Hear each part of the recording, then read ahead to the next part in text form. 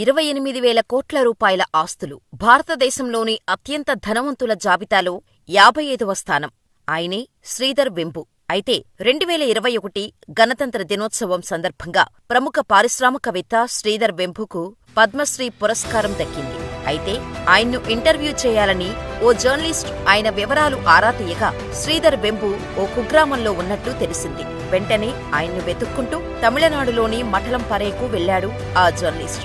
ఆ వరిలోకి వెళ్లగానే ఎర్రచొక్కా, తెల్లపంచ ధరించి ఓ వ్యక్తి సైకిల్ తొక్కుతూ రోడ్డుపైన కనిపించిన అందర్నీ ప్రేమగా పలకరిస్తూ వెళ్తున్నాడు. అందర్నీ పలకరిస్తున్నారంటే ఈయనకు లోకల్గా అందరూ తెలిసి ఉంటుందని అనుకున్నాడు. ఆ జర్నలిస్టు నేరుగా ఆయన దగ్గరకు వెళ్లి, ఈ ఊరిలో శ్రీధర్ వెంబు అనే కోటీశ్వరుడు ఉన్నారు కదా, ఆయన ఎక్కడ ఉంటారని అడిగారు. కాని ఆ వ్యక్తి మాత్రం పక్కున నవ్వి, ఆ వ్యక్తిని నేనేనయ్యా, నేనే ఆ శ్రీధర్ వెంబుని అని చెప్పాడు.